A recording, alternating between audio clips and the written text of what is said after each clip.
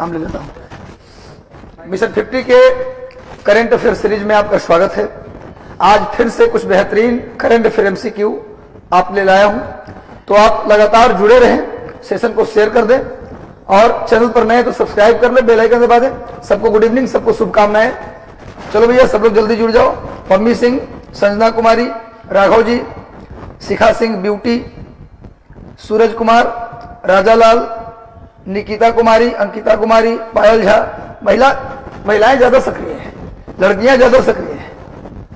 निकिता, मनीष निशांत, नित्यानंद पटेल, सुबोध कुमार दास, बिरजू पासवान, रितु कुमारी, आर्यन कुमार, सुजीत कुमार, सबको शुभकामनाएं। सभी लोग जल्दी से सेशन को शेयर कर दीजिए और सेशन के साथ अंत तक जुड़े रहिएगा। भागना बिल्कुल मना है, सेशन के साथ अंत तक जुड़े रहिएगा। जल्दी से जुड़ जाइए सब लोग, जल्दी से। आज का सेशन द बेस्ट होने वाला है। आज का सेशन द बेस्ट इसलिए होने वाला है क्योंकि मैंने बहुत पूरे दिन मेहनत करके, पूरा दिन आज मैंने आपके करंट के लिए मेहनत किया है और कोशिश किया है कि आपके लिए बहुत बेहतरीन से बेहतरीन करंट लाया जाए। पूरा दिन का आज मेहनत है मेरा, इसीलिए इस मेहनत के नाम पर कम से कम एक लड़का 20 लड़के को शेयर कर दो, कम से कम एक 20 को शेयर करो, कम से कम बोल रहा हूं।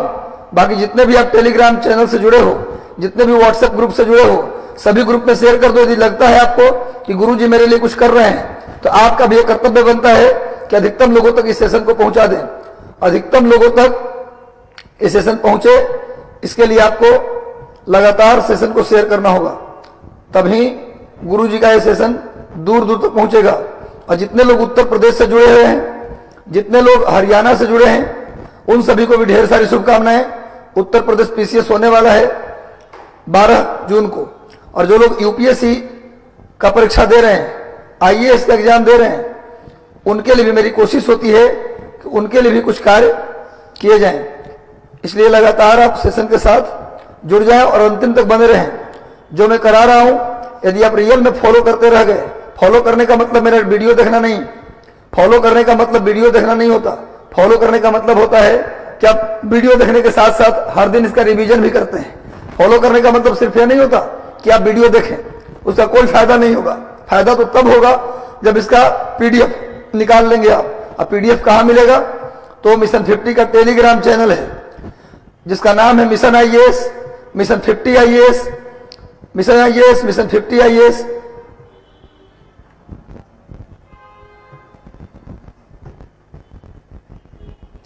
उसको आप ज्वाइन कर लीजिए। डॉक्टर रंजीत कुमार सिंह आईएएस हैं, ज्वाइन कर लीजिए उनको।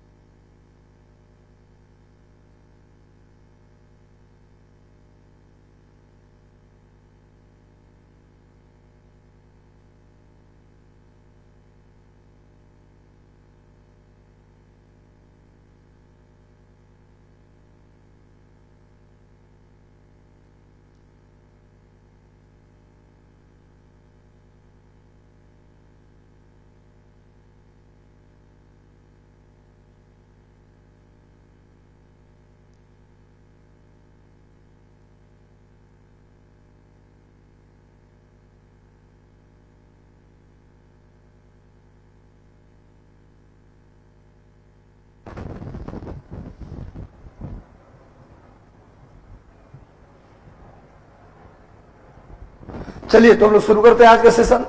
सब लोग जुड़ चुके हैं तो आज का सेशन शुरू करते हैं। एलवेज क्लीन ही रहता है, बस वीडियो क्वालिटी बढ़ा लीजिए। बिल्कुल आपके लिए कोशिश किया जाएगा। घर थे और कहां, यूपीएससी प्रिया शर्मा बोल रहे हैं। मनोहर यादव हेलो पायल। अच्छा ठीक है, चलिए सब लोग आपस में बातचीत कर लीजिए। यूट्यूब पे का कमेंट तो मुझे कभी कभी आश्चर्य में डाल देता है, कौन किससे बात कर रहा है पता नहीं चलता। चलिए पहला क्वेश्चन लोग देखते हैं।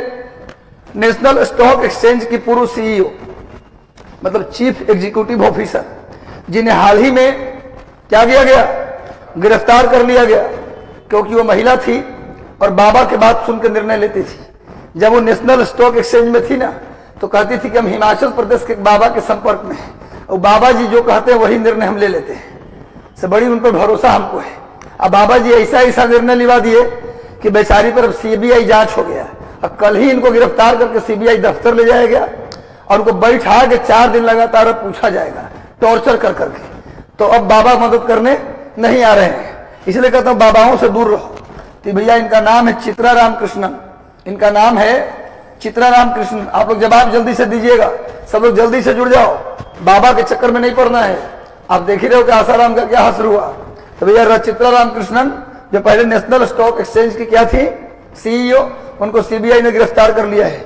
देखिए ये चित्रा रामकृष्णन है, ये रियल कहानी है कि इन्होंने कहा सीबीआई के सामने कि मैं जो भी फैसले लेती थी हिमाचल प्रदेश के उस बाबा के प्रभाव में आकर, अब पता नहीं क्या होता है, देखिए बाबा के आशीर्वाद से छूट भी जाए। चलिए नेक्स्ट आते हैं भैया, नेक्स्ट करेंट आओ। हाल ही में किस हाई कोर्ट ने कहा कि सरकार को सीबीआई जांच का आदेश, रेयरेस्ट ऑफ द रेयर, समझते हो बात, एक टर्म आता है रेयरेस्ट ऑफ द रेयर, मतलब ऐसा केस जो बहुत कम ही देखने को मिलते हैं, ऐसा केस जो बहुत ही रेयर हो। जैसे आपने सुना होगा एक घटना दिल्ली में बसंत विहार में हुआ था, निर्भया हत्याकांड, उस केस को रेयरेस्ट ऑफ द रेयर में डाला गया। क्यों? क्योंकि रेप का केवल केस नहीं था, रेप के साथ हत्या के साथ बर्बरता भी था।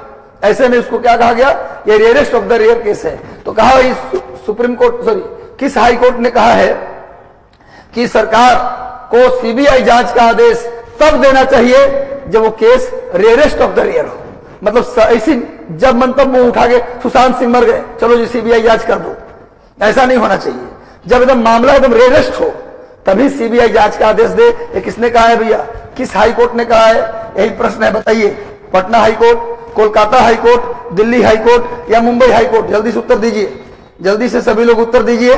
किस हाई कोर्ट ने अभी कहा है कि rarest of the rare case में ही सीबीआई जांच होनी चाहिए? किस हाई कोर्ट ने कहा है? जल्दी से आंसर कीजिए। आप लोग बिल्कुल स्मार्ट विद्यार्थी हैं, मैं इसीलिए नहीं कहता दिल्ली हाई कोर्ट। क्या आंसर होगा? दिल्ली हाई कोर्ट ने कहा है कि rarest of the rare case में ही क्या होना चाहिए, सीबीआई जांच होनी चाहिए। ये दिल्ली हाई कोर्ट ने अभी आदेश दिया है, दिल्ली हाई कोर्ट ने आदेश दिया है। सामने दिल्ली हाई कोर्ट का मैंने चित्र दे दिया है। दिल्ली हाई कोर्ट एकमात्र केंद्र शासित प्रदेश, दिल्ली हाई कोर्ट एकमात्र केंद्र शासित प्रदेश, एकमात्र केंद्र शासित प्रदेश जिसका अपना हाई कोर्ट है, जिसका अपना अकेला हाई कोर्ट है। चंडीगढ़ को बोल सकते हैं आप, लेकिन चंडीगढ़ 3 राज्यों का है, एक पंजाब, हरियाणा और चंडीगढ़, तीनों का हाई कोर्ट कंबाइंड है।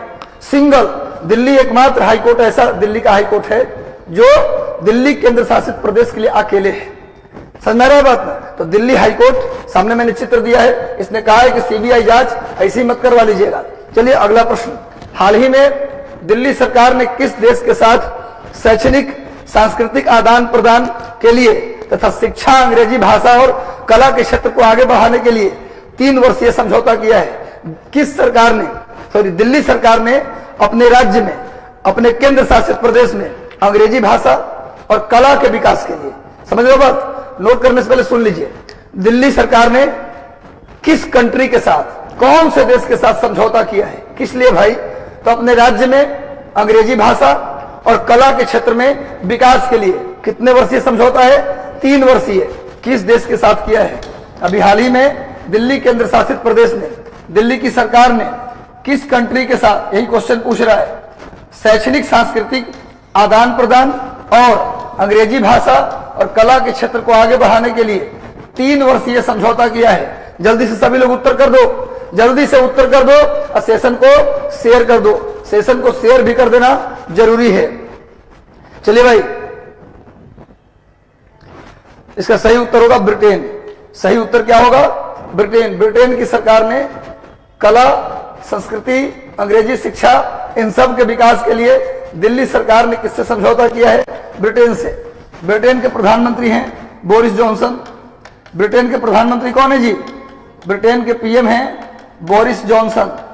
बोरिस जॉनसन नोट कर लीजिएगा, ब्रिटेन के प्रधानमंत्री हैं बोरिस जॉनसन।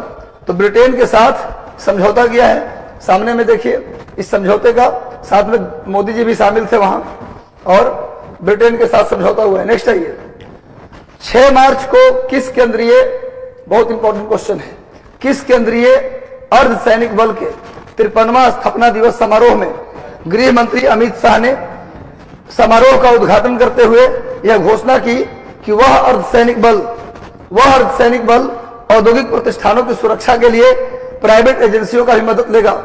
शांत समझिए बात, क्या कोई प्रॉब्लम है? 6 मार्च को क्या मनाया गया? 53वां स्थापना दिवस किस अर्धसैनिक बल का मनाया गया? पहला क्वेश्चन तो यही बनता है। दूसरा क्वेश्चन, अभी अमित शाह ने क्या बोला है कि वो जो अर्धसैनिक बल है वो क्या करेगा? अब जैसे अभी तक क्या है कि हवाई अड्डा का सुरक्षा करना है तो कौन करेगा? सीआईएसएफ। अगर किसी इंडस्ट्री की सुरक्षा करना है तो कौन करेगा? सीआईएसएफ। शहर के अंदर कौन होता है? सीआरपी होता है कि बीएसएफ कि सीआईएसएफ? सीआईएसएफ होता है। याद रखना, जो भी रेलवे स्टेशन, मेट्रो स्टेशन, हवाई अड्डा, बंदरगाह, जो पोर्ट होता है, इन सब पर कौन सुरक्षा करता है? सीआईएसएफ। तो सीआईएसएफ को अभी अमित शाह जी ने कहा है कि बंदरगाह का, माइंस का, हवाई अड्डा का सुरक्षा के लिए अब आप लोग तो सुरक्षा करिए रहे हैं, साथ में आप प्राइवेट एजेंसी को भी क्या करेंगे? ट्रेनिंग देंगे प्राइवेट एजेंसी को। इसका मतलब साफ है कि अब सेंट्रल गवर्नमेंट में कम से कम सीआईएसएफ में वैकेंसी अब क्या हो जाएगा? थोड़ा कम। अब प्राइवेट एजेंसी को ट्रेनिंग कर दे देगा सीआईएसएफ, तो जाहिर सी बात है कि प्राइवेट एजेंसी को ट्रेनिंग का मतलब क्या? कि जितना पेमेंट सीआईएसएफ को मिल रहा है एक सैनिक को, उतना पेमेंट प्राइवेट एजेंसी को तो मिलेगा नहीं। यानी कि प्राइवेट एजेंसी से खर्चा भी बचेगा, सुरक्षा भी हो जाएगा। मैंने देखिए किस तरीके से वैकेंसी काटने का, तोड़ने का काम इस सरकार कर रही। देखिए बुरा ना मानिएगा, ये सच बात है। तो भैया अभी हाल ही में 53वां स्थापना दिवस समारोह मनाया गया है सीआईएसएफ का। किसका मनाया गया भैया?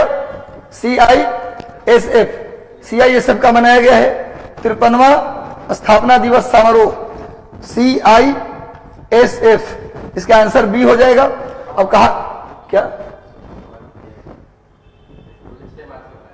ठीक है, सीआईएसएफ जो है उसका 53वां स्थापना दिवस समारोह मनाया गया है। और इसमें कहा है अमित शाह ने, जब सीआईएसएफ क्या करेगी बताओ? प्राइवेट एजेंसियों को भी कहेगी कि भैया ट्रेनिंग देगी कि भाई आप आइए और सुरक्षा कीजिए। मतलब साफ है कि जैसे हम एक परमानेंट झाड़ू लगाने वाला स्टाफ रखेंगे तो उसको पेमेंट देंगे 20,000, लेकिन अगर हम टेंडर निकाल दें कि इस कोचिंग में जो झाड़ू लगाएगा वो कितना पैसा लेगा, टेंडर है भैया, बोली लगेगा। तो एक आदमी बोला कि सर हम 15,000 में आपको झाड़ू लगा देंगे, तो 5,000 बच गया। फिर एक आया बोला कि 15,000 मांग रहा है, हम तो 12,000 में लगा देंगे, तो भी गायब। 12,000 बोल रहे हम तो 5,000 में लगा देंगे आपका झाड़ू जी, कोई बड़ा काम है। तो क्या हुआ? इधर 15,000 बच गया, और लेकिन क्या हुआ? उधर रोजगार चला गया बहुत लोगों का। समझ रहा बात ना?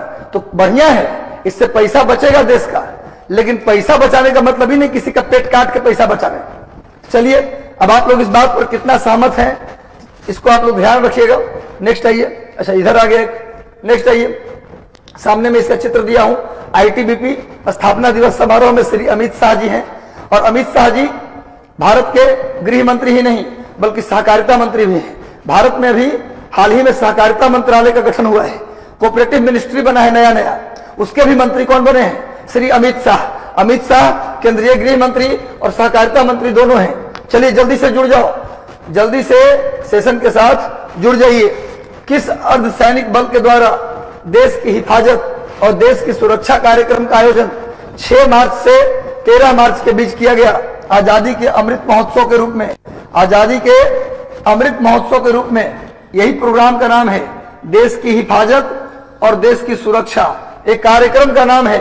ये किस अर्धसैनिक बल के द्वारा इसको आयोजित किया गया आजादी के अमृत महोत्सव के रूप में? जल्दी से बताइए। सीआईएसएफ, आईटीबीपी, सीआरपीएफ या बीएसएफ? किस अर्धसैनिक बल के द्वारा देश की हिफाजत और देश की सुरक्षा कार्यक्रम, देश की हिफाजत और देश की सुरक्षा कार्यक्रम नाम से चलाया गया है? भैया क्या चलाया गया है? कार्यक्रम चलाया गया है। किसने चलाया है? सीआईएसएफ, आईटीबीपी, सीआरपीएफ या बीएसएफ? इसका सही उत्तर क्या होगा? आईटीबीपी। आईटीबीपी मतलब Indian Tibet border police, Indian Tibet border police.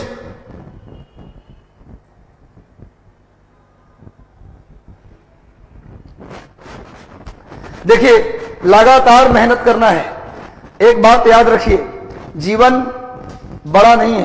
कुछ लोग कहते हैं जीवन बहुत बड़ा है, लेकिन जीवन बहुत बड़ा नहीं है, बहुत छोटा है। आपको अगर लगता है कि बहुत बड़ा है, आप कभी कुछ काम मत कीजिए। आप देखिए कैसे 2 साल 3 साल 5 साल निकल जाता है यूं ही। हमको याद है कि कब 2010 निकला, कब 2015 निकला और कब 2022 निकल गए। 22 का भी कितना दिन निकल गया? 2 महीने निकल गए। समझ रहा है? कब साल दर साल निकल जाते हैं पता नहीं चलता, और हम ठहरे रह जाते हैं वहीं, और दुनिया निकल जाता है बहुत आगे। लगातार मेहनत कीजिए, जब तक सांसें हैं मेहनत तो करना पड़ेगा। चुनौतियों से घबराएंगे कुछ नहीं होने वाला। पंख को काट देना है, किस लिए? आपके पास अगर कुछ एक्स्ट्रा पंख है तो उसको काट दीजिए। सिर्फ उसी पंख को रखिए जो आपके लक्ष्य तक आपको पहुंचाता है। यदि आप कई ऑप्शन लेके चलेंगे, एक बात सत्य है, जीवन में कभी कोई बड़ा लक्ष्य लेके तुम चले हो तो उसके लिए आपको अन्य ऑप्शन काटना पड़ेगा। अगर आपको लगता है कि बीपीएससी में अगर नहीं हुआ, बीपीएससी में नहीं हुआ तो हम निकाल, उधर मेरे पिताजी का बिजनेस है मैं वो संभाल लूंगा। आपको ऐसा लगता होगा कि बीपीएससी नहीं हुआ तो हम ये कर लेंगे, हमारे पास कंप्यूटर साइंस का डिग्री है तो प्राइवेट नौकरी कर लेंगे। ऐसा भी मन में चलता है। आदमी साइड का बिजनेस ऑप्शन लेकर चलता है। याद रखिए, जिसने भी ऑप्शन लेकर चला उसके कभी लक्ष्य पूरे नहीं हुए। जब तक आप पंख नहीं काटेंगे तब तक आपका सिलेक्शन नहीं होगा। जैसे आप पानी में डूब रहे हैं और आपके पास डूबने के सिवा कोई और ऑप्शन नहीं है, आपके पास डूब जाने के सिवा कोई ऑप्शन नहीं है, इसके अलावा कुछ नहीं हो सकता। लेकिन अगर एक आदमी बोल दे कि सामने वो तिनका है, उसके पास पहुंच जाइएगा तो आपका जान बच सकता है। तो अपनी जान बचाने के लिए आप अपनी पूरी ताकत झोंक देंगे। हो सकता है कि आप डूब जाएं, और यह भी हो सकता है कि वहां तक पहुंच के अपनी जान आप बचा लें। कहने का मतलब अपनी पूरी ताकत अब तब लगाते हैं जब आपको बर्बाद होने का भय होता है। बर्बाद, इसके बाद मेरे पास कुछ नहीं बचेगा, उस दिन आप सब कुछ झोंक देते हैं। तो अगर आप ऑप्शन लेके जीवन में चलेंगे, नहीं हुआ तो मेरा ये हो जाएगा, नहीं हुआ तो मेरा ये हो जाएगा, जीवन में कभी आपका कुछ नहीं होगा। 99% चांस है कि आप असफल हो जाएंगे। इसलिए अपने सारे ऑप्शंस को काट दो, सिर्फ एक रखो, एक साधे सब सदे, सब साधे सब जाए। या फिर जयशंकर प्रसाद ने कामायनी में लिखा, शक्ति के विद्युत कंजो व्यस्त, शक्ति के विद्युत कंजो व्यस्त, विकल्प बिखरे हैं जो निरुपाय, समन्वय उनका करो, समस्त विजयनी मानवता हो जाए। जब विजयनी यानी विजय तभी मिलेगा जब आप संतुलित होंगे, जब आप कॉन्सेंट्रेटेड होंगे, जब आप पूरी ताकत लगाएंगे। और एक बात और याद रखिए, जब भी सफलता आपको लेनी है तो सफलता का मूल मंत्र बस 2 ही होता है, आत्मविश्वास और हिम्मत। जिसके अंदर विश्वास है कि मैं जो कर रहा हूं कर लूंगा, और आपके अंदर हिम्मत है तो श्योर वो चीज पूरा कर लेंगे आप। ताकत मैटर नहीं करता, बैकग्राउंड मैटर नहीं करता। अगर आप सोचते हैं कि मेरा कॉन्वेंट में पढ़ा हो, मेरा दोस्त कॉन्वेंट में पढ़ा है तो हमसे ज्यादा बेहतर है, वो IITN है तो हमसे ज्यादा बेहतर है, तो आप भ्रम में हैं। कभी भी बैकग्राउंड और ताकत मैटर नहीं करता, टकरा जाने की हिम्मत और विश्वास ये मैटर करता है। तो विश्वास रखिए, वो मंजर आएगा जब आप सफल होंगे, और इसी स्टेज पर आपको हम गुलदस्ता देकर स्वागत करेंगे। तो लगे रहिए, इस बार नहीं तो कभी नहीं, ट्रिपल स्टार कंधे पर इस पर ले जाना है। तो चलो भैया, 6 मार्च से 13 मार्च के बीच देश की हिफाजत और देश की सुरक्षा कार्यक्रम किसने चलाया? ITBP ने चलाया है। चलिए नेक्स्ट आइए, अगला करंट देखो सामने में। अमृत महोत्सव के उपलक्ष्य में देश की हिफाजत और देश की सुरक्षा कार्यक्रम का आयोजन किया ITBP ने। क्लियर है? नेक्स्ट आते हैं, कोरोना के बूस्टर डोज के रूप में। अभी सुन रहे होंगे आप लोग कि कोरोना का बूस्टर डोज लगने वाला है। आप लोग को 2 डोज लग गया, तब क्या होगा? बूस्टर डोज रहेगा। तो कोरोना के अभी तक बूस्टर डोज की शुरुआत इंडिया में नहीं हुआ है, लेकिन बूस्टर डोज की शुरुआत हो गया, लग रहा है। तो चलिए कोई बात नहीं। तो कोरोना के बूस्टर डोज के रूप में दवा प्राधिकार की एक विशेषज्ञ समिति ने वयस्कों को बूस्टर डोज लगाने के लिए अभी हाल ही में किस दवा को ट्रायल की अनुमति दे दी है? कौन से दवाई को, इनमें से कौन से वैक्सीन को बूस्टर डोज के रूप में अनुमति प्रदान की है? कोविशील्ड, कोवैक्सीन, कोवैक्स या फाइजर? किस वैक्सीन को अभी दवा प्राधिकार की एक विशेषज्ञ समिति ने ट्रायल की अनुमति दी है? कौन सा भैया? कोविशील्ड या कोवैक्सीन या कोवोवैक्स या फाइजर? कौन सी दवाई को अभी हाल ही में हाल ही में क्या मिला है? बूस्टर डोज का ट्रायल की अनुमति दी गई है। बूस्टर डोज के ट्रायल की अनुमति हाल ही में किसको दी गई है? कोवोवैक्स। कोवोवैक्स याद रखिए, कोवोवैक्स। और याद रखो, भारत की एकमात्र वैक्सीन है, लिखो, जिसका संरचना प्रोटीन आधारित है। प्रोटीन आधारित, नोट कर लीजिए, भारत की एकमात्र वैक्सीन है जिसका संरचना प्रोटीन आधारित है। भारत की एकमात्र वैक्सीन है जिसकी संरचना प्रोटीन आधारित है। नोट कर लीजिए, प्रोटीन के आधार पर बना हुआ भारत की एकमात्र वैक्सीन कोवोवैक्स है। भारत की एकमात्र वैक्सीन कौन है जी? कोवोवैक्स। ऐसे ही बूस्टर डोज के लिए ट्रायल की अनुमति हाल ही में दिया है drug controller general of India. सामने में वैक्सीन का चित्र भी दे दिया है, देख लीजिए। आगे आइए, हाल ही में, और एक प्रश्न का उत्तर दीजिए आप लोग, एक प्रश्न का और उत्तर दीजिए। भारत के वैक्सीन लगाने के रूप में भारत की 2 नर्स को वैक्सीन लगाने की संख्या के रूप में सबसे ज्यादा वैक्सीन लगाया है। भारत की 2 नर्स का नाम आया है पूरे विश्व में। वैक्सीन जो लगाया है जितनी नर्सों ने, उसमें भारत के पटना की, भारत नहीं भाई, बिहार की पटना की 2 नर्स, जिसका स्थान पूरे दुनिया में 9वां और 10वां आ गया है। वो नर्स का नाम बताइए, मुझे नहीं याद, ये मैं पढ़ाया हूं। अब आप कमेंट बॉक्स में इसका उत्तर दीजिए, कमेंट बॉक्स में इसका उत्तर दीजिए कि अभी बिहार की पटना की 2 लड़कियों को, 2 नर्स को क्या मिला है? 9वां और 10वां स्थान मिला है। तो चलो भैया, हाल ही में, बात नहीं प्लीज, हाल ही में एक शाही जहाज दिलबर चर्चा में रहा। दिलबर भैया देख लो, दिलबर है ना, अच्छा नाम है नहीं भाई? दिलबर, इधर देखो, दिलबर एक जहाज है, शाही जहाज, जो चर्चा में इसलिए रहा कि वो बेचारा रूस में फंसा हुआ है, कोई उसको बाहर जाने दे नहीं रहा है, तभी बंदरगाह की खोज कर रहा है। समझ रहा है बात ना? तब तो आंसर बता ही दिया है। शाही जहाज दिलबर चर्चा में रहा। यह जहाज किस देश का है? बेलारूस, रूस, पोलैंड या यूक्रेन? दिलबर नाम का जो जहाज है, ये प्राइवेट जहाज है, किसी कंपनी ने बनाया है, और ये जहाज निकल नहीं पा रहा है। यूक्रेन पर हमले के कारण देश से बाहर नहीं जा रहा है, तो अपने बंदरगाह की तलाश कर रहा है, इसलिए चर्चा में रहा। ये जहाज कहां का हो सकता है भाई? रूस का। कहां का जहाज है ये? रूस का। दिलबर नाम का जहाज कहां का है भैया? रूस का। नोट कर लीजिए, सामने में इसका चित्र है, देखिए, लग भी रहा है सही। दिलबर जहाज का चित्र मैंने दे दिया। इसमें कहा जाता है कि 1.5 फुटबॉल ग्राउंड, फुटबॉल का जो ग्राउंड है ना पूरा, और एक आधा, उतना बराबर का एरिया है। इसके अंदर स्विमिंग पूल है, होटल है, कई प्रकार गार्डन है, पार्क टाइप का है, जहां भी जाना है बैठिए आराम से, पूरा घर टाइप के। दिलबर जहाज का चित्र भैया, ये अपना ढूंढ रहा है आसियाना कि हमारे आका ने हमला कर दिया है, अब हम कहां जाएं। क्लियर है? हम भी तो दिलबर के साथ अपना फोटो खिंचवा लेते हैं। चलिए आगे आइए, next, mission hungry for cargo.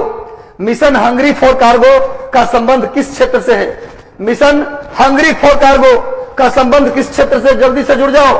Best current affair के साथ मैं उपस्थित होता हूं। आज दिन भर मेहनत किया हूं इस करंट के लिए। मैं चाहता हूं कि वो चीज दूं आपको जिससे परीक्षा में एक प्रश्न आपका न छूटे, और मैं गारंटी कहता हूं आप जुड़े रह गए तो रियल में प्रश्न नहीं छूटेगा। बस मेहनत करिए, मेहनत के सिवा कोई विकल्प नहीं है। उत्तर दीजिए, mission hungry, mission hungry for cargo का संबंध किस क्षेत्र से है? हवाई नेटवर्क। देखो मैंने पहले भी बताया है, कार्गो जहां लगा हो, जहां कार्गो शब्द लगा हो, आप समझना माल ढुलाई। माल ढुलाई के लिए ऐसा कोई भी ऐसा जहाज जो माल ढुलाई करता है उसे क्या बोलेंगे?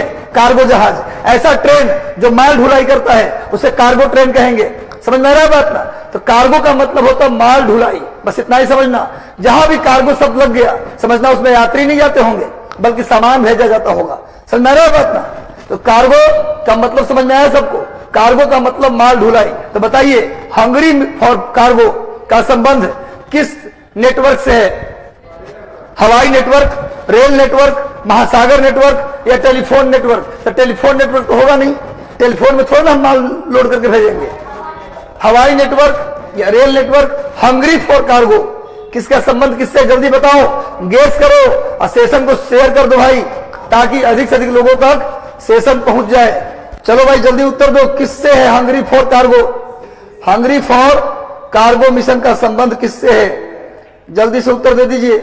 हंगरी फॉर कार्गो मिशन का संबंध किससे है?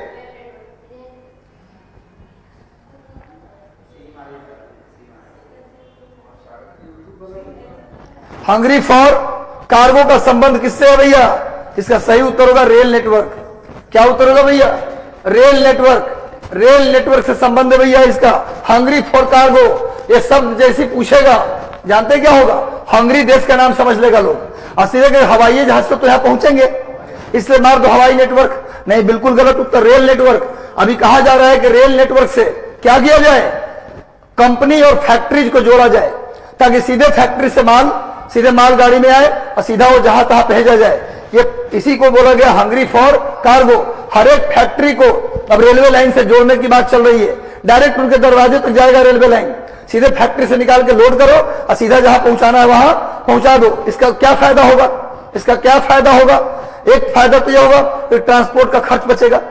ट्रांसपोर्ट का खर्च होता था ना जी, कब फैक्ट्री से ले जाओ रेलवे स्टेशन तक, और रेलवे स्टेशन से क्या करो, उसके बाद उसको कूली को दो, वो प्लेटफॉर्म तक ले जाएगा, फिर वहां ला देगा, फिर वहां उतारिए। अब वहां उतारने के बाद क्या कीजिए भैया? फिर उसको प्लेटफॉर्म के बाहर निकालिए, फिर ट्रक में लोड कीजिए, बाजार तक भेजिए। अब क्या कहा गया है कि रेलवे नेटवर्क को बाजार तक और फैक्ट्री तक पहुंचा दो, ताकि किसी बीच के जो एजेंट हैं, ट्रक और बस और कार, जीप, उसका खर्चा बच जाए। क्लियर है भैया? तो रेल नेटवर्क से संबंध है हंगरी फॉर कार्गो का। चलिए सामने में दे दिया हूं ये रेल नेटवर्क का चित्र, भैया देख लीजिए। बेरोजगारी बढ़ेगा बिल्कुल, लेकिन सरकार का खर्चा बचेगा। जनता, इस सरकार तुली है कि जनता का पेट काट के देश का निर्माण कर दो, समझे बात? और जनता का भूख लगे, पेट में दर्द हो तो क्या बोलो कि आप देश के लिए सब त्याग कर रहे हैं। अगर आप भूखे मर भी जाते हैं तो कोई गम मत करिएगा, क्योंकि आप देश के लिए भूखे रहे हैं। चलिए आगे बढ़ते भैया। लग्जरी कार बनाने वाली, बहुत इंपॉर्टेंट, जल्दी से नोट करो। लग्जरी कार बनाने वाली इस कंपनी, किस कंपनी ने मेक इन इंडिया के तर्ज पर भारत की पहली लग्जरी इलेक्ट्रिक कार बनाने का फैसला किया है? भारत की पहली luxury electric car make in India के तर्ज पर इनमें से कौन सी कंपनी बनाने वाली है? इनमें कौन सी कंपनी है जो luxury electric car make in India के तर्ज पर बनाने वाली है? जल्दी बताओ। फोर्स मोटर, नाम सुना है फोर्स मोटर का? अरे जो बड़ी बड़ी जीप आती है ना, वो जो आप जंगल में चलने वाला जो जीप देखे है ना, या कुछ लोग राइफल से शिकार करने जाते हैं, वो जीप फोर्स मोटर का ही आता है। अब फोर्ड मोटर भी है ना? इसके बाद ये तो जान ही रहे होंगे आप, मर्सिडीज बेंज, मारुति का नाम भी सुना होगा आपने। ये तो हमारे देश की कंपनी है, ये सब विदेशी कंपनी। अरे हमारे देश की कंपनी मारुति, जिसका हेडक्वार्टर कहां है जी? गुड़गांव के मानेसर। मारुति का हेडक्वार्टर गुड़गांव के मानेसर में है। देखो भाई, इसका सही उत्तर क्या होगा? मेक इन इंडिया के तर्ज पर पहला electric car, luxury electric car कौन बनाएगी? Mercedes Benz. हमने बताया है कि जो ऑप्शन अलग लगे, थोड़ा बड़ा लगे, उसका आंसर कीजिए। परीक्षा में अगर नहीं आ रहा है किसी प्रश्न का उत्तर, तो थोड़ा बड़ा ऑप्शन जो दिखे, थोड़ा अलग दिखे, उसको टिक कीजिए। 95% चांस रहता सही होने का। ये मैं अपना अनुभव से बता रहा हूं। अब मैंने आज तक जितने भी प्रश्न में ऐसे उत्तर लगाए नहीं जानने वाले अंदाज से, 100% मेरा सही हुआ है। जिसमें क्या किए, जो सबसे बड़ा, सबसे टेढ़ा वाला मारिए, वो 99% सही होता है। ये मेरा अपना है भैया, लगा देना। चलो भाई, पानी में आग लगाने के लिए तरीका काफी है। सामने देखो, मर्सिडीज बेंज का चित्र मैंने दे दिया है। काफी मार्वेलस और लग्जरियस कार पेश करती है कौन? मर्सिडीज, है ना? लेकिन हालांकि अब इससे भी महंगी महंगी कारें आ गई। चलो, हिंदी सिनेमा का अवार्ड समारोह आईफा, नाम सुना है? आईफा अवार्ड इस बार होने वाला है कहां? अबू धाबी में। ये भी एक करंट हो गया। इस बार इसका आयोजन कहां होगा? Abu Dhabi. अबू धाबी में इस बार इसका आयोजन होगा। किसका? International Indian film academy award, इसको आईफा कहा जाता है। आईफा अवार्ड का आयोजन कहां किया जा रहा है भैया? अबू धाबी में किया जा रहा है। इसका मेजबानी किस अभिनेता के द्वारा किया जाएगा? ये जो आईफा अवार्ड समारोह है, ये कहां होगा इस बार? नोट कर लो, कहां होगा? अबू धाबी में। इसकी मेजबानी कौन करेगा? किस अभिनेता के द्वारा किया जाएगा? अक्षय कुमार और रणवीर सिंह, या अक्षय कुमार या नवाजुद्दीन सिद्दीकी, सलमान खान और रितेश देशमुख, या सलमान खान और पंकज त्रिपाठी? जल्दी उत्तर दो, सभी उत्तर दो। आईफा अवार्ड की मेजबानी कौन करेगा? और सेशन को शेयर नहीं करते हो आप लोग, एक बहुत बड़ी कमी है। इतने मेहनत के बाद भी सेशन को शेयर नहीं करते। सभी लोग सेशन को शेयर कर दो। हमारी वो हमारा वो सपना है कि 2000 से 3000 लोग कम से कम सेशन को लाइव आकर देखें। अरे तब होगा जब आप सहयोग करेंगे। और हम चाहते हैं कि जो बेहतर जो करंट अफेयर मैं आपको कराऊं वो आपके लिए कामयाब करंट अफेयर हो, फालतू करंट अफेयर नहीं। तो आईफा अवार्ड कहां होने वाला है?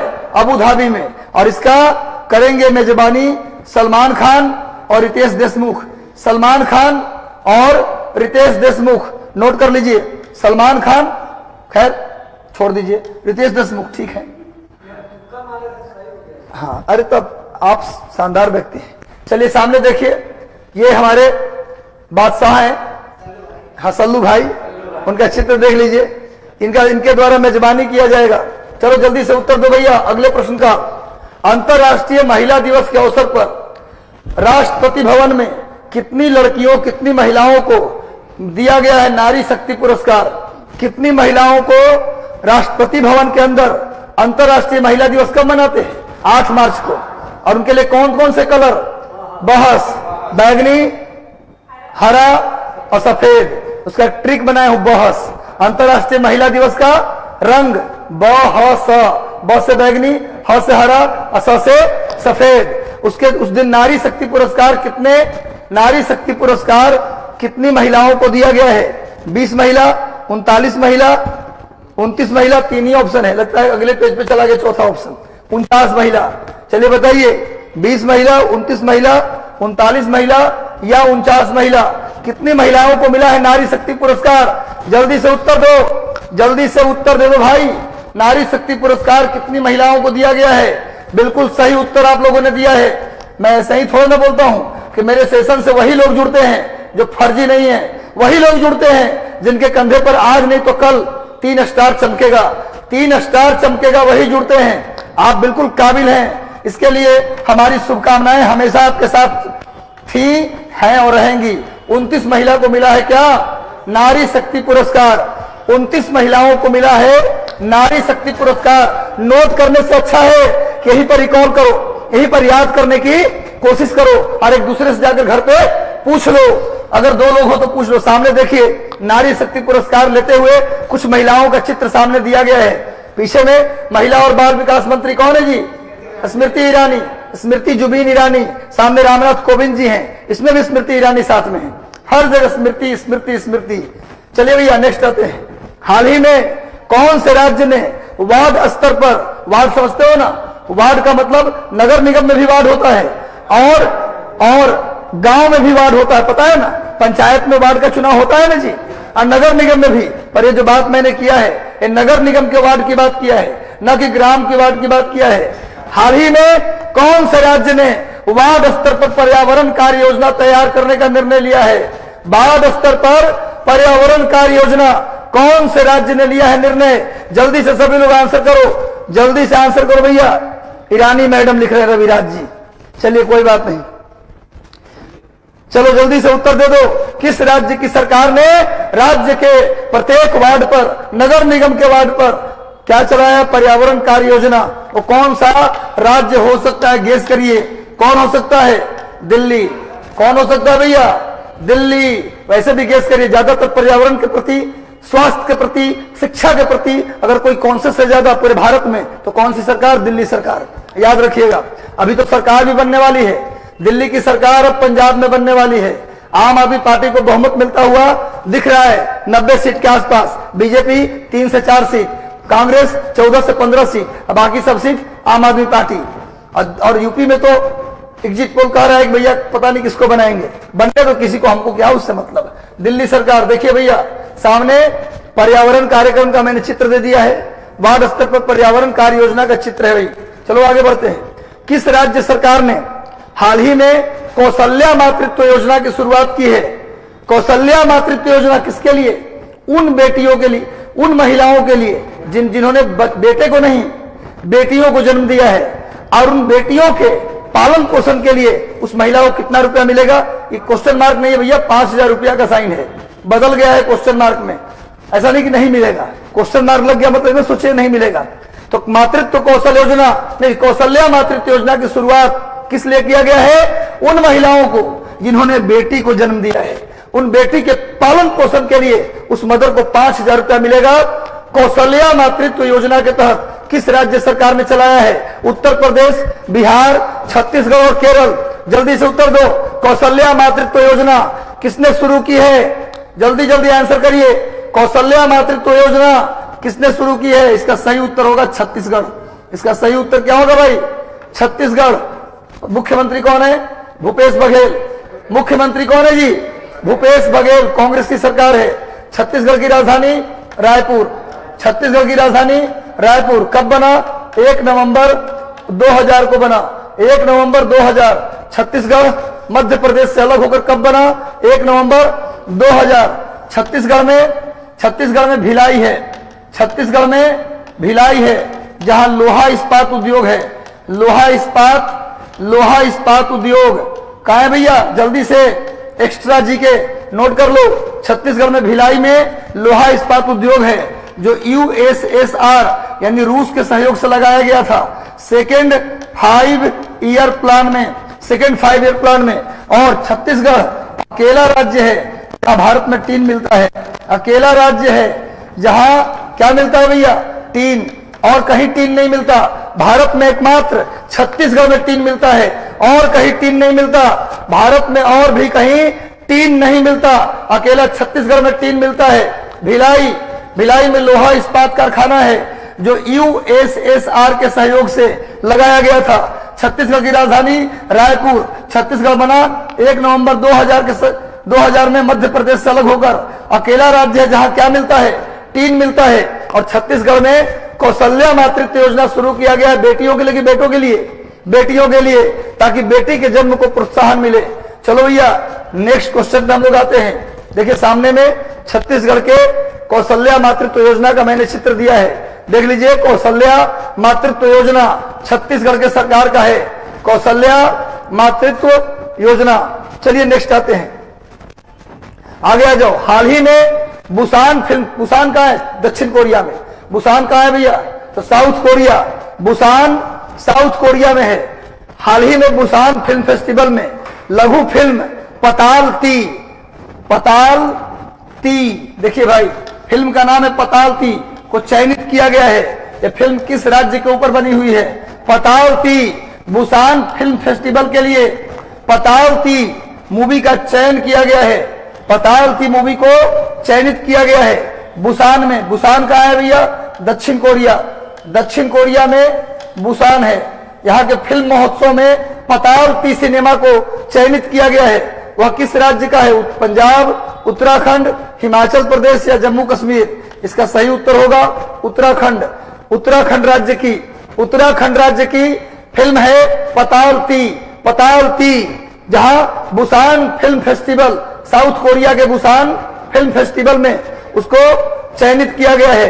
नेक्स्ट आ जाइए अगला। देखिए सामने में पताल ती मूवी का हमने चित्र दे दिया है। सामने में पताल ती मूवी का चित्र हमने दिया है, देख लीजिए।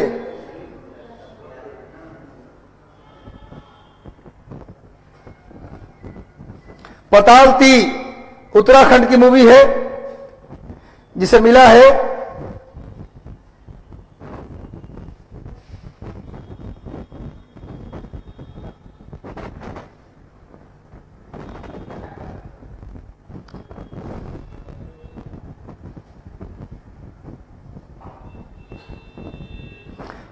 है बुसान फिल्म फेस्टिवल में, जिसको सेलेक्ट किया गया है। ये उत्तराखंड का मूवी है, उत्तराखंड की मूवी है। चलिए नेक्स्ट आते हैं, अगला आइए नेक्स्ट करंट अफेयर। हाल ही में किस देश में 1989 के बाद पोलियो का पहला मामला दर्ज किया गया? 1989 से पोलियो का कोई मामला दर्ज नहीं हुआ था। कौन सा देश है जहां 1989 के बाद पोलियो का मामला दर्ज हुआ? पोलियो का मामला दर्ज हुआ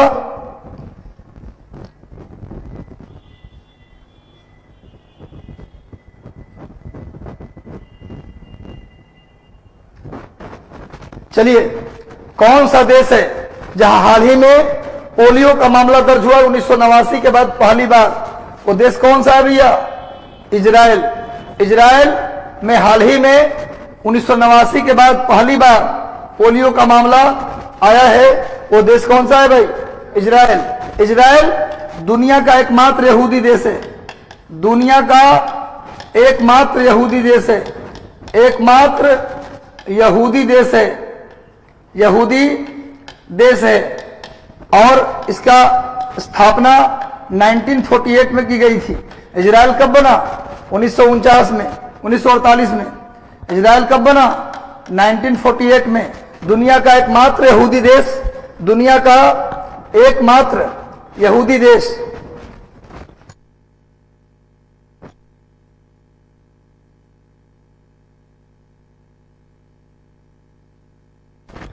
दुनिया का एकमात्र यहूदी देश इजराइल, जहां क्या मिला है? पोलियो का 1989 के बाद पहला मामला। से वो सामने इजराइल का मैप है, ध्यान से देखो, ये हमारा इजराइल है। अगर इजराइल के मैपिंग की बात करें, यहीं पर देख लो भाई, इजराइल के मैपिंग की बात करें तो यहां पर सीरिया है, सीरिया।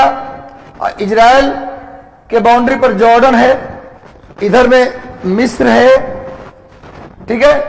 इधर की बात करो तो यहां लेबनान है।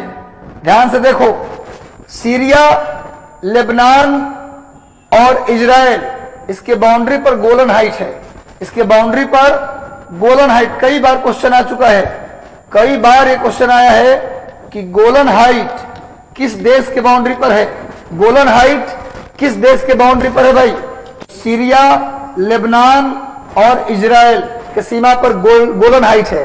ये जो मैंने चित्र दिया है, ये चित्र जो है इसको बोलते हैं middle east Asia, middle east Asia.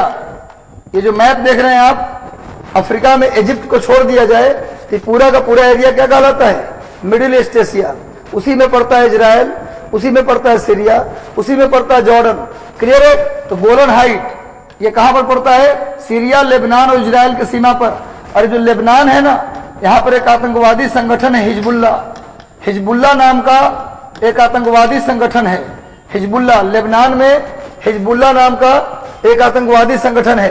ये जो आप वेस्ट बैंक देख रहे हैं, यहाँ वेस्ट बैंक लिखा हुआ है, इसी को बोलते हैं फिलिस्तीन। इसी को क्या बोलते हैं भैया? फिलिस्तीन, फिलिस्तीन। और यहाँ पर यरूशलेम है, यहाँ पर क्या है भाई? यरूशलेम। यहाँ पर एक देख रहे हो कि झील, यहाँ पर एक झील है, यही है डेड सी, यही है डेड सी। डेड सी जॉर्डन और इजराइल के सीमा पर है, डेड सी जॉर्डन और इजराइल के सीमा पर है। इससे बेहतर मैपिंग नहीं हो सकता। लेबनान और सीरिया और जॉर्डन, सॉरी, लेबनान, सीरिया और इजराइल, इसके सीमा पर क्या है जी? गोलन हाइट। ये जो वेस्ट बैंक देख रहे हैं आप, इसी वेस्ट बैंक को कहते हैं फिलिस्तीन। और यहां पर यरूशलेम है। और डेड सी पूछा जाए, मृत सागर, ये किसके सीमा पर है भाई? ये जॉर्डन और इजराइल के सीमा पर है, जॉर्डन और इजराइल के सीमा पर है।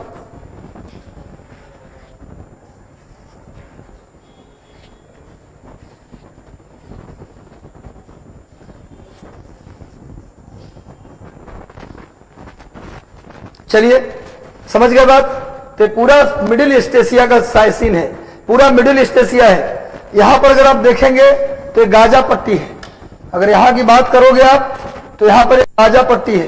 ये वाला छोटा सा पार्ट आपको दिख रहा है, ये गाजा पट्टी, गाजा स्ट्रिप है। ये कौन सा भैया? गाजा पट्टी। क्वेश्चन आ जाए, गाजा पट्टी किस सागर में है? तो भूमध्य सागर में। गाजा पट्टी किस सागर में है? तो भूमध्य सागर में। ये इजराइल है जिसकी राजधानी है यरूशलेम। इजराइल के पश्चिम में जो वेस्ट बैंक है, इसी को फिलिस्तीन कहते हैं। ये पूरा इलाका पहले फिलिस्तीन का था, लेकिन जबरदस्ती से छीनकर यहूदियों को दे दिया गया और एक नया देश बना 1948 में, जिसका नाम था इजराइल। इजराइल और जॉर्डन के सीमा पर मृत सागर है, डेड सी। सीरिया जिसकी राजधानी है दमिश्क, सीरिया की राजधानी दमिश्क। जॉर्डन की राजधानी अम्मान, जॉर्डन की राजधानी अम्मान। इजराइल की राजधानी यरूशलेम। इजिप्ट की राजधानी कायरो, इजिप्ट की राजधानी कायरो। और लेबनान की राजधानी, लेबनान की राजधानी बेरूत, लेबनान की राजधानी बेरूत। आप लोग कैसे याद रहेगा? याद करके रखना है ना भाई। चलिए नेक्स्ट, समझ गए? मुझे लगता है कि विश्वास है कि आपको सीरिया और इजराइल समझ में आ गया होगा। और घर पे जाइएगा और आज ही जाकर के रियल मैप से, ऑक्सफोर्ड के एटलस से पूरा इजराइल का मैप और खंगाल डालिएगा। चलो नेक्स्ट आते हैं, अगला करंट अफेयर।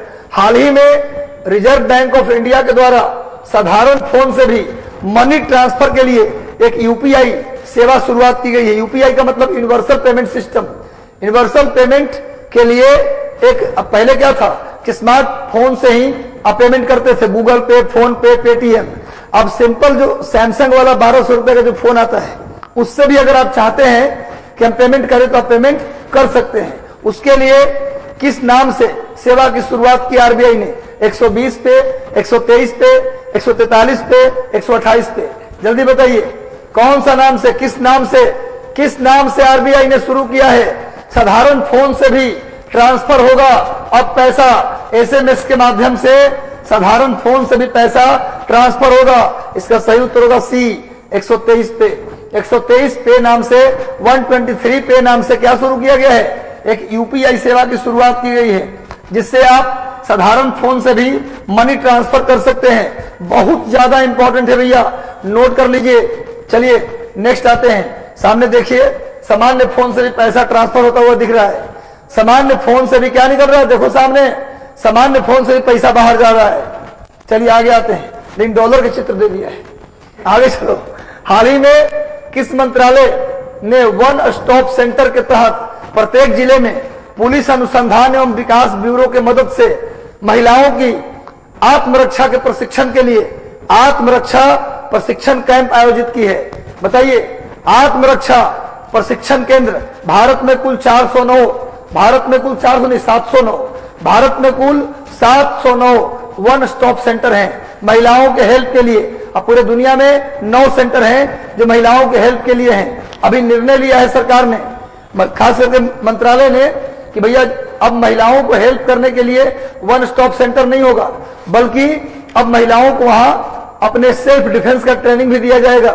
तो ये किस मंत्रालय ने शुरू किया है? सामाजिक न्याय अधिकारिता मंत्रालय, महिला और बाल विकास मंत्रालय, महिला और बाल विकास मंत्रालय, गृह मंत्रालय या रक्षा मंत्रालय? किस मंत्रालय ने शुरू किया है भाई महिलाओं के आत्मरक्षा के लिए अभियान? किसके मदद से? पुलिस अनुसंधान विकास ब्यूरो। हालांकि ये ब्यूरो काम करता है गृह मंत्रालय के अंतर्गत, ये ब्यूरो काम करता है गृह मंत्रालय के अंतर्गत, नोट कर लीजिएगा, ये ब्यूरो काम करता है गृह मंत्रालय के अंतर्गत। गृह मंत्रालय होम मिनिस्ट्री के अंदर काम करता है, लेकिन अभी महिला और बाल विकास मंत्रालय ने इसे शुरू किया है कि भैया वन स्टॉप सेंटर में सिर्फ महिलाओं को हेल्प नहीं किया जाएगा, बल्कि उनको सेल्फ डिफेंस की क्या दी जाएगी? ट्रेनिंग भी दी जाएगी। नोट कर लीजिए। और पुलिस अनुसंधान विकास ब्यूरो किसके अंदर काम करता है? गृह मंत्रालय के अंतर्गत। देखिए सामने लिखा है पुलिस अनुसंधान एवं विकास ब्यूरो, गृह मंत्रालय। वर्तमान में गृह मंत्री कौन है जी? अमित शाह। सहकारिता मंत्री कौन है जी? अमित शाह। इस्पात मंत्री कौन है जी? आरसीपी सिंह। इस्पात मंत्री कौन है जी? आरसीपी सिंह, रामचंद्र प्रसाद सिंह। नाम तो बढ़िया है। देखिए भाई आगे, हाल ही में फिल्म द कश्मीर फाइल्स के लिए, इसको रोकने के लिए एक याचिका दायर की गई थी। ये याचिका किस हाईकोर्ट में दायर किया गया था और ये खारिज हो गया है? जल्दी बताइए। हाल ही में फिल्म का नाम है द कश्मीर फाइल्स।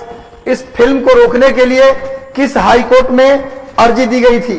इस फिल्म को रोकने के लिए किस हाईकोर्ट में अर्जी दी गई थी? जल्दी से बताइए, किस हाईकोर्ट में इस फाइल को रोकने के लिए अर्जी दी गई थी? जल्दी से आंसर कीजिए आप लोग।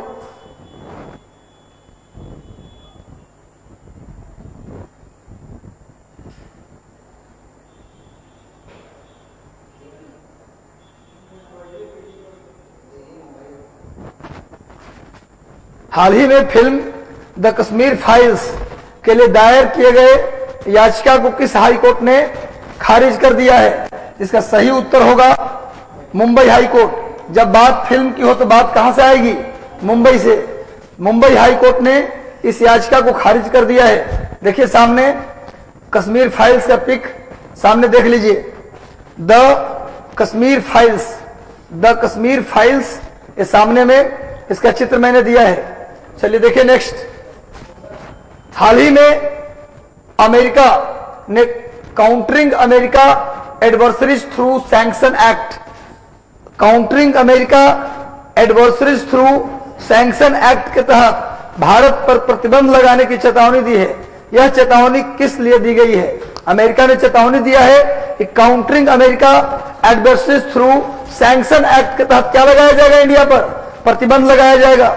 यह प्रतिबंध किसके तहत लगाया गया है? यह प्रतिबंध लगाया गया है सी, इसका सही उत्तर होगा सी, S-400 मिसाइल। S-400 मिसाइल को लेकर यह प्रतिबंध लगाने की बात अभी की गई है कि भैया भारत पर हम क्या लगाएंगे? प्रतिबंध। लेकिन अमेरिका के एक सांसद ने जो बाइडेन को सलाह दिया है कि भारत जैसे देश पर प्रतिबंध लगाना यह अपने ही व्यापार को नुकसान पहुंचाने के बराबर है। तो S-400 मिसाइल भारत कहां से खरीद रहा है भैया? रूस से। यहां गलती से टाइप हो गया है, भारत किससे खरीद रहा है? रूस से। S-400 मिसाइल रूस से खरीद रहा है भारत, रूस से इंडिया खरीद रहा है। और अमेरिका किस कानून के तहत प्रतिबंध लगाने की बात की है? नोट कर लीजिए, countering America adversaries through sanction act. S-400 missile देखिए सामने, S-400 मिसाइल का चित्र मैंने दे दिया। मिसाइल सिस्टम है जो कहां से खरीदा जा रहा है? रूस से खरीदा जा रहा है। S-400 मिसाइल कहां से खरीदा जा रहा है मेरे भाई? तो रूस से खरीदा जा रहा है। नोट कर लीजिए, आगे बढ़ते हैं। अभी हाल ही में यूक्रेन के खार्किव पर हमले के बाद, यूक्रेन के खार्किव पर हमले के बाद यहां के रिएक्टर से रेडियो एक्टिव रेडिएशन के रिसाव की चिंता किस संगठन ने व्यक्त की है? किस संगठन ने, जल्दी से उत्तर दो, किस संगठन ने व्यक्त किया है रेडियो एक्टिव मटेरियल के रिसाव की चर्चा? बताओ। संयुक्त राष्ट्र संघ, संयुक्त राष्ट्र पर्यावरण कार्यक्रम, संयुक्त राष्ट्र परमाणु ऊर्जा एजेंसी या अंतरराष्ट्रीय आर्थिक संघ? जल्दी बताइए किसके द्वारा खार्किव पर हमले के बाद, खार्किव पर हमले के बाद जल्दी से उत्तर दीजिए। रूस ने यूक्रेन को जीते चाहे मत जीते इतना तो बर्बाद अब करिए दिया है कि अगले 20 साल उसको उबरने में लग जाएगा। अगर यूक्रेन उबरना चाहता है, अपनी पुरानी स्थिति में आना चाहता है, तो अगले 20 साल तक उबर नहीं पाएगा वो। इतना बर्बाद तो रूस ने कर ही दिया है। बाकी अब देखते हैं आगे क्या होता है भाई। चलिए, हाल ही में यूक्रेन के खार्किव पर हुए हमले के बाद रेडियो एक्टिव रिसाव की चर्चा किसने की है? ये चर्चा किया है अंतरराष्ट्रीय परमाणु ऊर्जा agency IAEA, international atomic energy agency, जिसका हेडक्वार्टर कहां है भैया? वियना। जिसका हेडक्वार्टर ऑस्ट्रिया की राजधानी, ऑस्ट्रिया की राजधानी वियना, ऑस्ट्रिया की राजधानी वियना।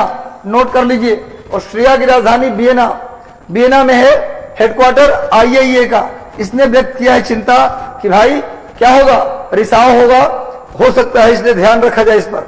नेक्स्ट आइए, आगे आप देखो सामने में अंतरराष्ट्रीय परमाणु ऊर्जा एजेंसी का चित्र दे दिया गया है, इंटरनेशनल एटॉमिक एनर्जी एजेंसी। चलिए नेक्स्ट आते हैं हम लोग अगले करंट पर।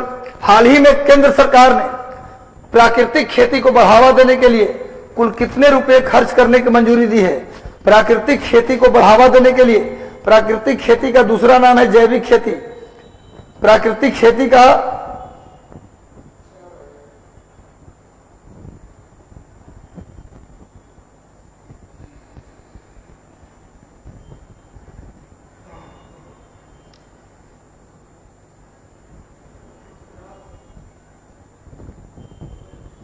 प्राकृतिक खेती का दूसरा नाम है जैविक खेती। जैविक खेती को बढ़ावा देने के लिए केंद्र सरकार ने 2500 करोड़ रुपए खर्च करने की मंजूरी दी है। 2500 करोड़ रुपए खर्च करने की मंजूरी प्रदान की है। 2500 करोड़ रुपए खर्च करने की मंजूरी प्रदान की है। कौन? केंद्र सरकार ने 2500 करोड़ रुपए खर्च करेगी प्राकृतिक खेती को बढ़ावा देने के लिए। चलिए नेक्स्ट आते हैं। हाल ही में किस देश के रेवोल्यूशनरी गार्ड ने अपना दूसरा सैनिक उपग्रह को सफलतापूर्वक कक्षा में स्थापित कर दिया है? इससे पहले एक और उपग्रह स्थापित कर चुका है। अपने देश का दूसरा सैनिक उपग्रह को कक्षा में स्थापित करने वाला देश कौन बन गया भैया? अफगानिस्तान, ईरान, सऊदी अरब या इराक? अफगानिस्तान, ईरान, सऊदी अरब या इराक? जल्दी से उत्तर दीजिए सब लोग, जल्दी से जुड़ जाओ, जल्दी से जुड़ जाना है, मेहनत करना है और लगातार जुड़ करके क्या करना भैया? आगे बढ़ते रहना है। इसका सही उत्तर है ईरान। सही उत्तर है ईरान। ईरान के राष्ट्रपति कौन है? ईरान के राष्ट्रपति कौन है भैया? इब्राहिम रईसी। इब्राहिम रईसी। इब्राहिम रईसी ईरान के राष्ट्रपति हैं। ईरान का पुराना नाम क्या है? फारस यानी पर्सिया। ईरान की राजधानी कहाँ है? तेहरान। ईरान की राजधानी तेहरान। ईरान में कौन सा पर्वत है? एलबुर्ज। एलबुर्ज और जैग्रोस। एलबुर्ज और जैग्रोस। एलबुर्ज और जैग्रोस। जल्दी से उत्तर दीजिए। ईरान हो गया। नेक्स्ट आइए, आगे बढ़ते हम लोग। सामने में ये ईरान का मैप मैंने दे दिया, देखिए ध्यान से। ईरान का मैप सामने दिया गया है, ध्यान से देखिए। ये ईरान है। ईरान की राजधानी तेहरान। ईरान की राजधानी तेहरान है। और अगर बात करें ईरान की, तो ईरान के पास में कौन सा खाड़ी है? Gulf of Persia. इधर में कौन सा भैया? कैस्पियन सी। ईरान को कैस्पियन सी भी छूता है। यहां पर एक देश है तुर्कमेनिस्तान। यहां पर एक देश है अफगानिस्तान। और इधर आएंगे, इधर एक देश है इराक, जो ईरान की बाउंड्री को छू रहा है। इधर भी आपको सीरिया मैंने दिखाया था, जो इजराइल को छू रहा था। तो आप यहां तक पहुंच गए, इंडिया की बाउंड्री तक। दो मैप को अगर जोड़ दे, उस मैप को और इस मैप को, तो आप इंडिया की बाउंड्री तक आ जा रहे हैं।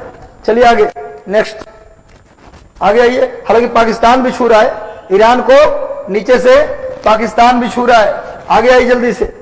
हाल ही में किस मिशन के द्वारा चंद्रमा पर आर्गन 40 गैस की खोज की है? जल्दी बताओ, चंद्रमा पर आर्गन 40 गैस की खोज किस मिशन के द्वारा किया गया है? जल्दी से उत्तर दीजिए। आर्गन 40 गैस का खोज किस मिशन के द्वारा किया गया? चंद्रयान फर्स्ट, चंद्रयान 2, मंगलयान 2 या अपोलो? किस मिशन के द्वारा खोजा गया?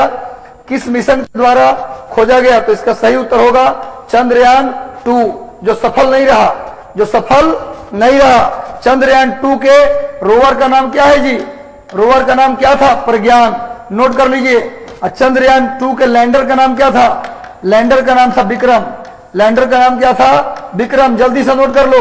चंद्रयान 2 के रोवर का नाम प्रज्ञान और लैंडर का नाम क्या है? विक्रम। जल्दी से नोट करिए। जल्दी से सेशन को शेयर भी कर दीजिए और नोट भी कर लीजिए। जल्दी से भाई उत्तर दीजिए आप लोग।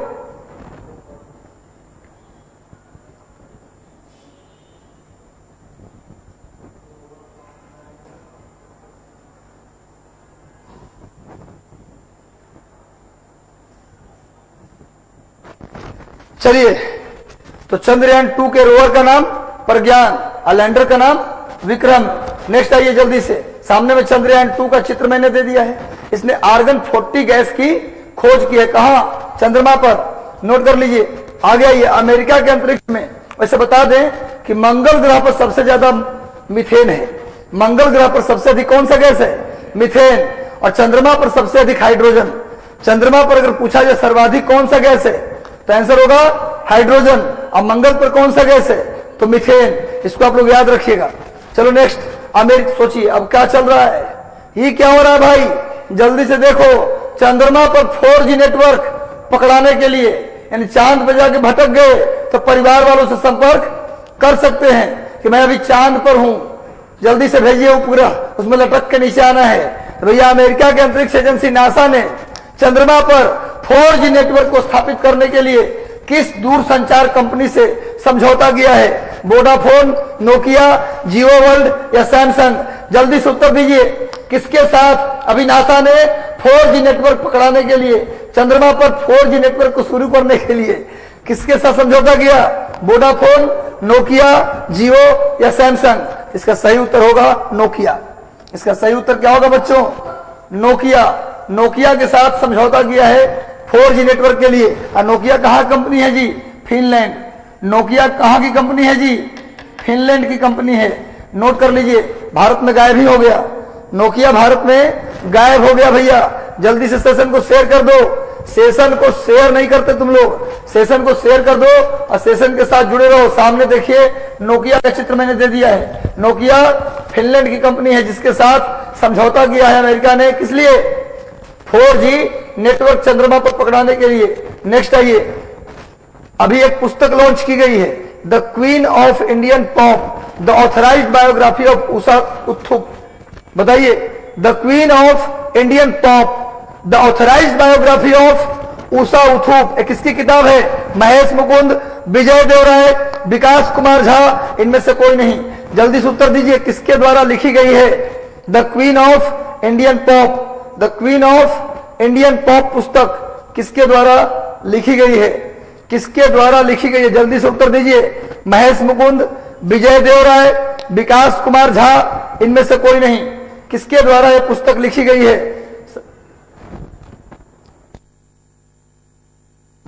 किसके द्वारा यह पुस्तक लिखी गई? जल्दी बताओ, किसके द्वारा लिखी गई है? सबका आंसर है, कुछ का सी आ रहा है, कुछ का बी, कुछ का ए, मिसलेनियस आंसर आप लोग दे रहे हैं। इसका सही उत्तर होगा बी। इसका सही उत्तर क्या होगा जी? इसका सही उत्तर होगा विजय देवराय। इनके द्वारा लिखी गई पुस्तक है the queen of Indian pop, the authorised biography of Usha Uthup. Vijay Dev Rai के द्वारा लिखी गई पुस्तक है। देखिए सामने में इस पुस्तक का विमोचन किया जा रहा है, एक सिंगर के द्वारा है। चलिए, उषा उत्थुप सिंगर है, इनका नाम सुना है आपने? इनको देखा है? ये जनरली पॉप टाइप का गाना, थोड़ा सा तोड़ भड़क वाली गाना गाती हैं, है ना? कभी कभी टीवी शो में आती है, कपिल शर्मा शो या कहीं पर आती हैं, तो उस तरह गाना हु करके गाती हैं। ये कोई लता मंगेशकर टाइप के नहीं है। चलो भैया नेक्स्ट आते हैं, आगे आओ। प्रति व्यक्ति शुद्ध राज्य घरेलू उत्पाद में कौन सा राज्य टॉप पर है? प्रति व्यक्ति शुद्ध घरेलू उत्पाद में कौन सा राज्य टॉप पर है? जल्दी से बताइए।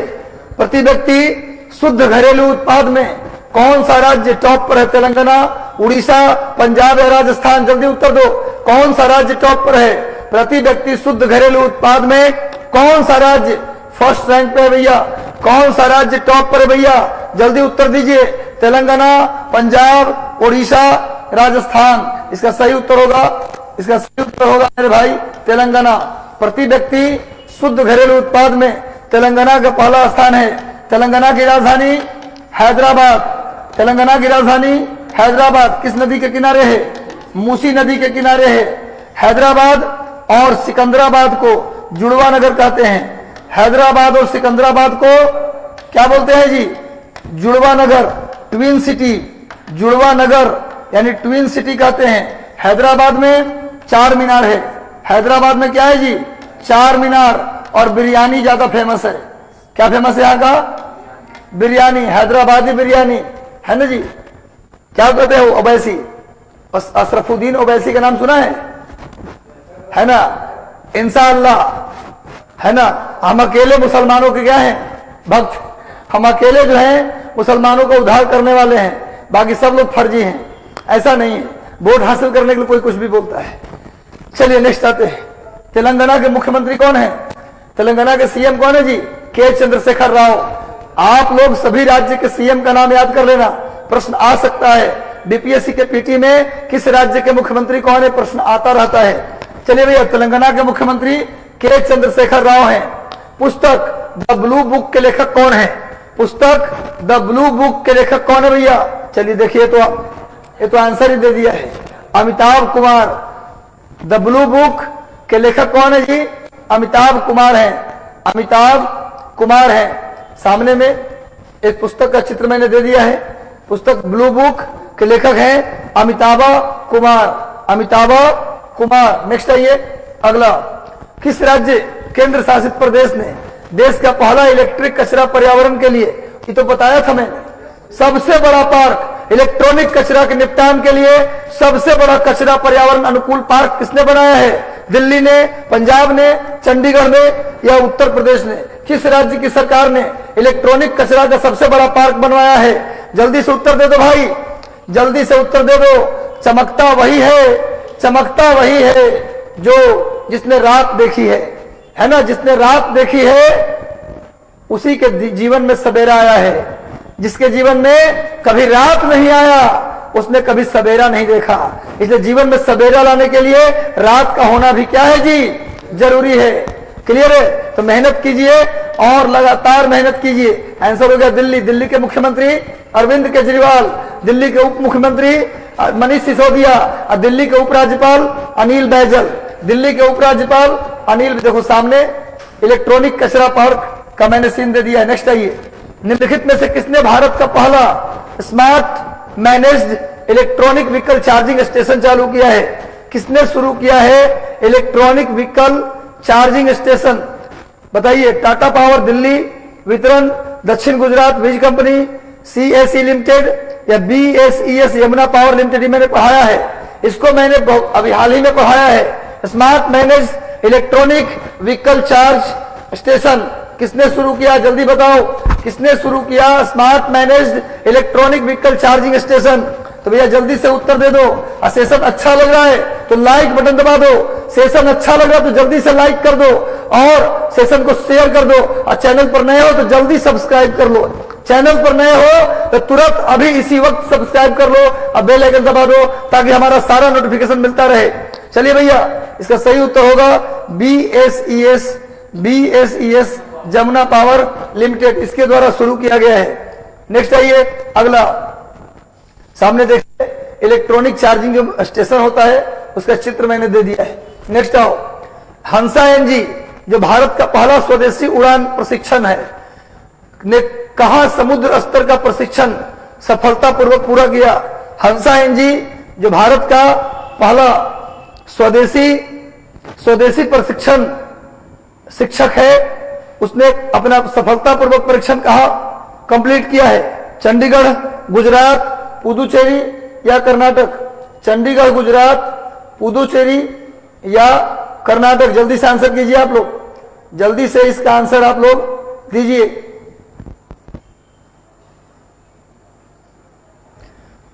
हंसा एनजी जो भारत का पहला स्वदेशी उड़ान प्रशिक्षक है उसने अपना परीक्षण कहां पूरा किया है? चंडीगढ़, गुजरात, पुदुचेरी, चंडीगढ़, गुजरात, पुदुचेरी या कर्नाटक? बताओ कहां किया है?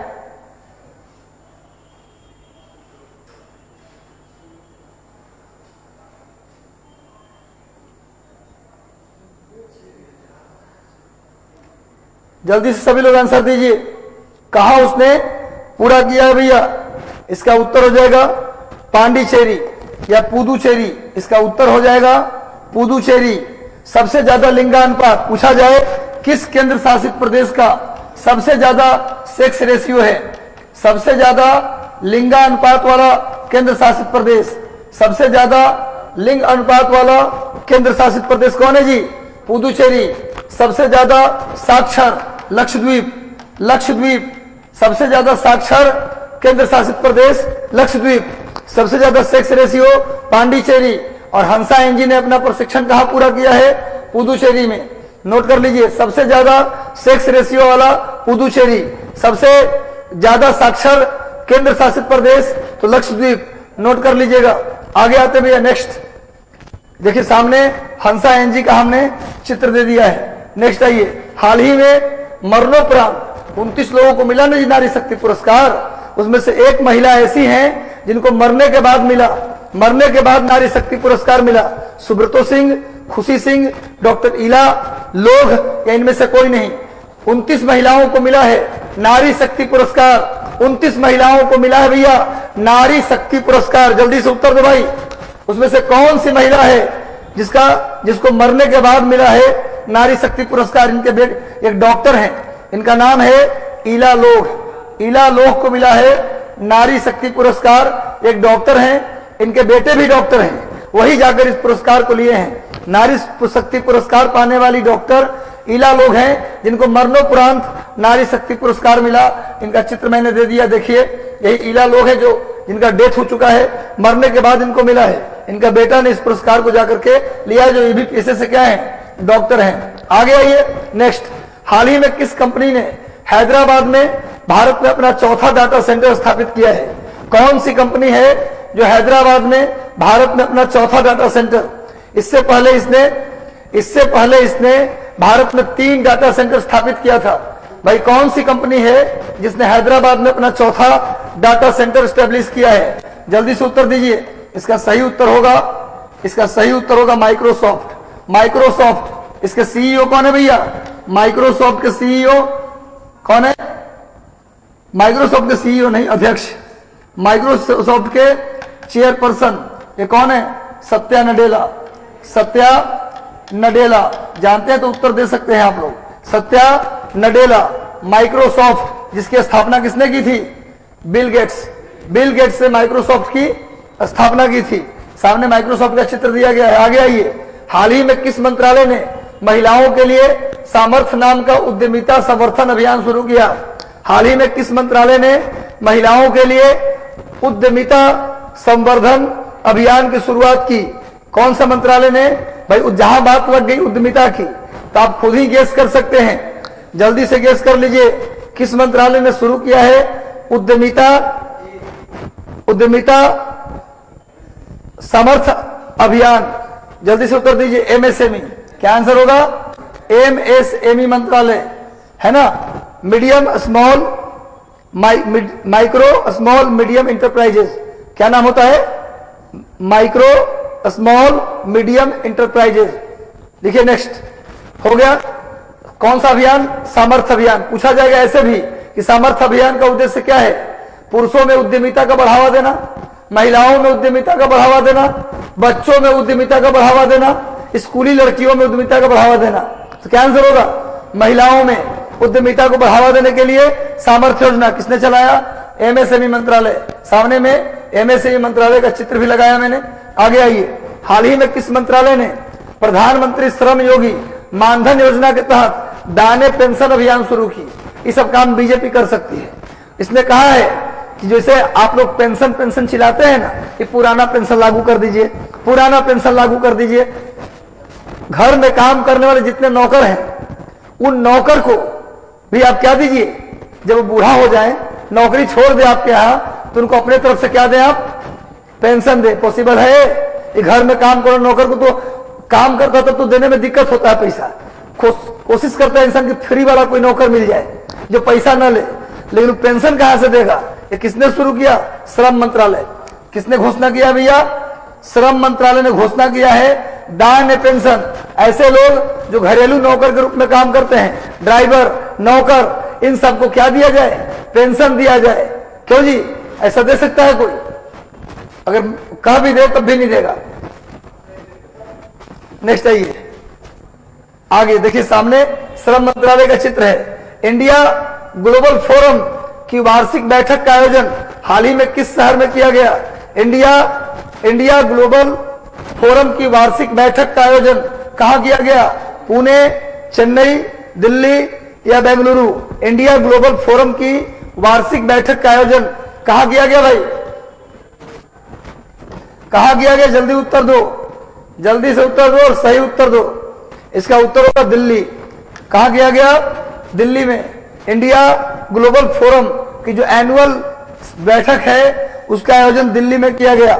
चलिए सभी लोग जल्दी से जुड़ जाओ, जल्दी से सभी लोग जुड़ जाओ भैया। पायल झा, अनुज कुमार, IM डेविल, मनोहर यादव, जितने लोग जुड़े हैं, है ना, सभी लोग जल्दी से उत्तर दो भैया। सभी लोग आंसर करिए। किस शहर में? दिल्ली में। नुसरत जहां, पापा की शेरनी, मेघनाथ सिंह, अंजलि कुमारी, सभी लोग जल्दी से उत्तर दो भैया। नेक्स्ट, इंडिया ग्लोबल फोरम की वार्षिक बैठक का आयोजन दिल्ली में किया गया। क्लियर है? आगे आइए, सामने में हमारे यशस्वी प्रधानमंत्री, महान प्रधानमंत्री श्री नरेंद्र दामोदर दास मोदी का चित्र। देखिए आगे बढ़ते हैं। हाल ही में भारत और किस देश के बीच द्विपक्षीय समुद्री सैनिक अभ्यास 9वां संस्करण सिलीनेक्स नामे से लग रहा है? पकड़ना चाहो तो पकड़ लो। किस देश के साथ हुआ है? सिली, तो श्रीलंका। किसके साथ हुआ भैया? श्रीलंका के साथ। और हम एक युद्धाभ्यास पर पूरा लाएंगे सीरीज बहुत जल्द। इस बार होली के छुट्टी में यदि आप हमसे जुड़ सकते हैं तो जुड़ जाओ। मैं आपको इस बार कई प्रकार के सीरीज लाने वाला हूं इसी YouTube चैनल पे, कई प्रकार के सीरीज। इस बार होली स्पेशल रंगीन टॉपिक के साथ, रंगीन गुलाबी रंग के साथ क्या करेंगे हम लोग? इस करेंगे। किससे करेंगे भैया? टॉपिक से। प्यार किससे करना है? अपने करियर से, अपने लक्ष्य से करना है। और कहते हैं यदि प्यार बेइंतहा हो, सब कुछ छोड़ने को आप तैयार हैं, कुछ भी करेंगे, हमको ट्रिपल स्टार चाहिए, कुछ भी करेंगे, हमको 3 स्टार चाहिए, तो मिल जाएगा आपको। जिस दिन आप आ जाएंगे कि तुम्हारे लिए कुछ भी करेंगे, वो चीज आपको मिल जाता है। इसलिए भैया लगातार मेहनत करो, किताबों से जुड़ जाओ, अपने सिलेबस से जुड़ जाओ और मेहनत करो। सफलता न मिले, गारंटी में मिलेगी भाई। नेक्स्ट आते हैं, आगे आ जाओ। चलिए सामने में ये दे दिया अभ्यास का चित्र। निम्नलिखित में से किसके द्वारा जारी एक रिपोर्ट के मुताबिक भारतवर्ष 2021 में रिकॉर्ड 10 गीगाबाइट सोलर एनर्जी क्षमता स्थापित कर लेगा? किसने कहा है कि भारत 10 गीगाबाइट का सोलर एनर्जी क्षमता 2021 में यह स्थापित कर लिया है? किसने कहा भैया? किसने कहा है कि भारत 10 गीगाबाइट का रिकॉर्ड सोलर एनर्जी, जब से मोदी जी प्रधानमंत्री बने हैं, मोदी जी का लक्ष्य solar energy, solar energy, solar energy और दूसरा हाइड्रोजन एनर्जी। मोदी जी किस एनर्जी पे बात कर रहे हैं भैया? सोलर एनर्जी और हाइड्रोजन एनर्जी। तो सही उत्तर क्या होगा? मैंने एक ट्रिक बताया है, उस ट्रिक से आंसर दो। मेरकॉम इंडिया रिसर्च 100% सही होता है भाई। एक बढ़िया ट्रिक बता दिया हूं, सभी लोग जुड़े हो। जब भी कोई प्रश्न आए तो जो सबसे बड़ा वाला ऑप्शन है, सबसे टफ ऑप्शन, उसको आंसर करिए, 100% सही होने के चांस रहते हैं।